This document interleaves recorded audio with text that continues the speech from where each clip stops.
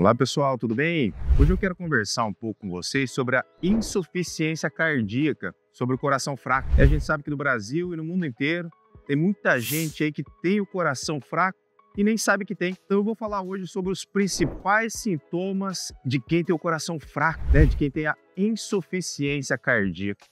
Mas o que pode causar ali a insuficiência cardíaca? O que você faz ali na tua vida que pode levar um dia você ter o coração dilatado, aumentado de tamanho, e depois um dia ele evoluir para o coração fraco, que é a insuficiência cardíaca? Existem ali alguns fatores de risco. Então, se você tem uma pressão alta, principalmente uma pressão alta mal controlada, essa mesma pressão alta, imagine que o coração, então, para mandar o sangue ali para as artérias, tem que vencer ali uma resistência muito maior, porque a pressão está elevada.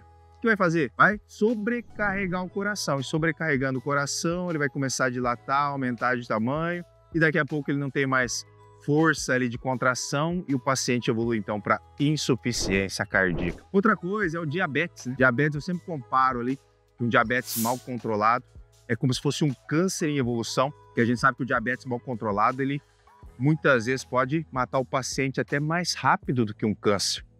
Então, o que o diabetes faz? Esse excesso de glicose que o diabético tem no sangue, ele agride a musculatura do coração. Então, as células do coração vão sendo agredidas ali por essa glicose, vão sendo destruídas as células do miocárdio e o paciente, então, evolui para insuficiência cardíaca, que é o coração fraco. Outra coisa, não raro, esse excesso de glicose também corrói ali as artérias do coração, facilita o processo da aterosclerose. Então o diabético tem um risco muito maior de ter um infarto agudo do miocárdio, e quando o paciente tem um infarto agudo do miocárdio, aquela área ali que foi entupida ali pela artéria, ela morre, vira uma cicatriz, e aí o paciente pode evoluir para insuficiência cardíaca. Então tudo aquilo que leva ao infarto pode levar num segundo momento a insuficiência cardíaca, como a hipertensão também que eu falei, como o próprio colesterol, o excesso do LDL. Então você tem a pressão elevada e o diabetes que lesiona ali as artérias do coração, e aí daqui a pouco você tem um excesso do colesterol que entra na artéria, entope, aumenta o processo da aterosclerose, infarto, e se o infarto for grande, insuficiência cardíaca. A própria obesidade, o obeso, imagina o coração, dele deveria mandar sangue ali para 70 quilos, mas ele não tem 70 quilos, ele tem 140 quilos. O que vai acontecer? O coração vai ter que trabalhar o dobro, ele vai ter que fazer muito mais força para mandar o sangue ali para nutrir todo o corpo ali do obeso. Isso acaba sobrecarregando o coração, maior chance de evolução para insuficiência cardíaca. A gente sabe com relação ao exercício físico também, Fazendo exercício físico, o coração, como ele é um músculo também, ele fica saudável. Quando você é sedentário, aquele músculo ali fica fraquinho, E o coração, então, tem uma maior probabilidade de evoluir para coração fraco naqueles pacientes, naquelas pessoas que não fazem exercício físico regular. Tem outras causas, mas as principais são essas.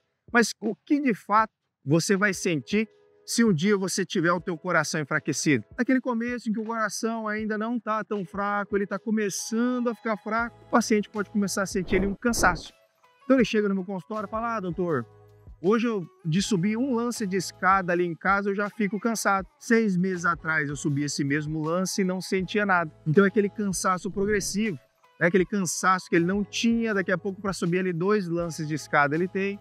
Daqui a pouco, para subir um lance de escada, ele já fica ali totalmente ofegante. Esse cansaço, quando não tratado, essa insuficiência cardíaca, quando não tratada, ela pode evoluir aí para dispneia. A dispneia, que é a falta de ar, Então, a falta de ar, mesma coisa. Depois do cansaço, a falta de ar começa aos grandes esforços, depois aos moderados esforços e aos mínimos esforços. O que é os mínimos esforços? Às vezes, numa insuficiência cardíaca avançada, o paciente, só de tomar banho, por exemplo, já dá uma falta de ar. Então a primeira coisa que você tem que se atentar é na questão do cansaço, e para esse cansaço não virar dispneia, que é a falta de ar. Em casos ainda mais avançados, essa falta de ar na insuficiência cardíaca, ela piora quando o paciente deita. Porque você imagina, a insuficiência cardíaca, o paciente tem falta de ar porque o pulmão ele fica encharcado de líquido. Como o coração não consegue bombear o sangue para frente, que é para o nosso corpo, o sangue fica represado para trás, ele fica represado no pulmão. E aí você fica com líquido ali nas bases do pulmão. E aí quando você deita, esse líquido que está só na base do pulmão, ele se espalha por todo o pulmão. Aí o paciente tem essa falta de ar ao deitar. Então, não raro, pacientes com coração fraco me relatam isso: doutor, De dia até que eu fico razoavelmente bem, de vez em quando eu tenho ali uma falta de ar, mas quando eu deito, já em poucos minutos ali, eu começo a ter desconforto respiratório. Então eu não consigo dormir com apenas um travesseiro. Eu tenho que dormir ali com 2, 3 travesseiros. De paciente com insuficiência cardíaca descompensada, eu tenho que dormir até sentado às vezes. Outra queixa comum relacionada à falta de ar é aquele paciente que ele até deita e dorme, mas dali a pouco ele acorda assustado, cheio de falta de ar, tem que sentar e tem que esperar ali uns 20, 30 minutos ali sentado para que a falta de ar dele melhore. Mesma coisa, esse líquido ficou no pulmão ali, ele teve que levantar.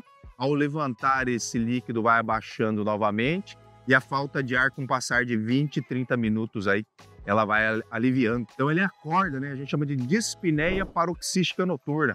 Aquele paciente que acorda assustado tentando puxar o ar com falta de ar. Então você viu que os principais sintomas estão relacionados aí ao desconforto respiratório. Quando você não trata a insuficiência cardíaca do lado esquerdo, ela pode evoluir para a insuficiência cardíaca do lado direito ali do coração. Aí o paciente evolui lá com edema de membros inferiores. Então ele palpa lá o pé, palpa ali a canela, fica um buraco assim na canela, né? Que é o edema, que é o inchaço. Por quê?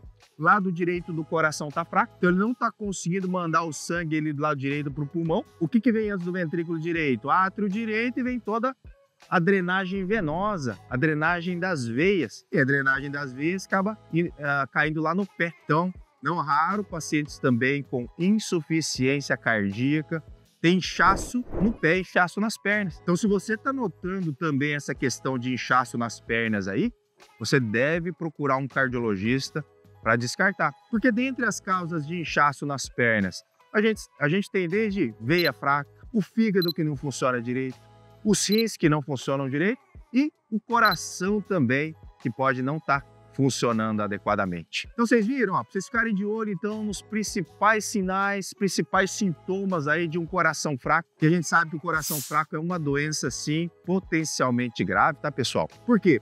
Porque a insuficiência cardíaca, além de levar todos esses sintomas aí que eu te falei, pode levar aqueles quadros de insuficiência cardíaca mais avançada, um paciente ter que internar aí de forma recorrente, porque volta e meia o coração ele descompensa, o pulmão ele encharca de líquido e o paciente tem que internar para fazer diurético na veia e por aí vai.